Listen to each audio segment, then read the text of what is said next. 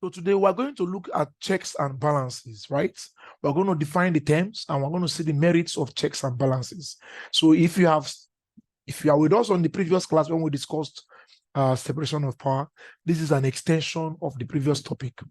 So the doctrine of the checks and balances simply means that the usage of the power of one organ of government to monitor the activities of the other organ of government.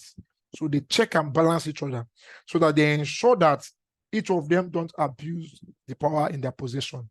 The executive monitor the legislature monitor the executive, judiciary monitor both, and they monitor each other. Right? These constitutional acts of checks and balances are to check abuse of office, constitutional violation, and naked use of power by different organs of government. So this checking is done by these respective organs of government. They monitor and check on each other, what they do, so that they will not abuse the powers they have, right? That is the idea of checks and balances.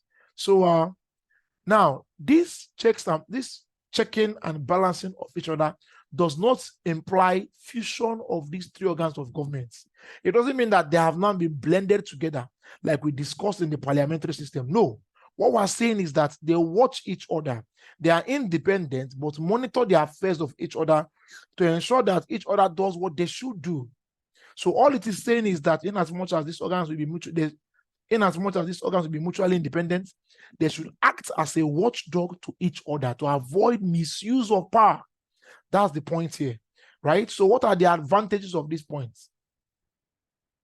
So the application of this system makes government officials cautious and meticulous about how they use their power in their functions, right? Because somebody is going to hold them accountable. Now, it brings about orderliness and efficiency amongst the organ of government. They know what they are doing. Everybody goes about doing what he or she should do appropriately, right? It ensures strict compliance with the provision of the Constitution. So the Constitution says the organ of government, the legislature does this, judiciary does this. They do exactly what they are meant to do because someone else is watching them. So number 4 says, like I pointed out, it prevents the excessive use of powers by the organ of government.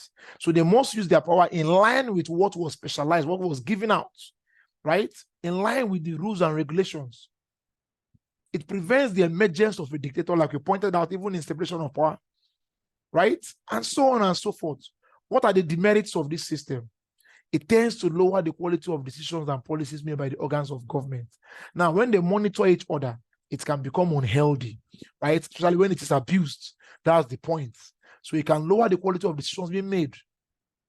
So it can lead to unhealthy rivalry between the organs of government. Yes, they will start fighting for supremacy. Who's the strongest? Who should listen to each other the most? And so on and so forth. And when it gets to this part, the right of the individuals and our freedom will be violated, right? So take note of these points. So as a result of the developing of the functions of government, it is impossible. Now, sometimes the executive can do the function of the legislature. They can make laws too. You know, when we talk about things like public cooperation, when we talk about the ministries and delegated legislation. So they can make laws. So the fact that some of the functions of these three organs of government can overlap each other, it also implies that the concept of separation of power may not be 100% possible, but it is doable. And when it is done properly, it is good for the country and everybody in it. So I'm going to rest my case here. Remember, we looked at checks and balances. We saw its meaning.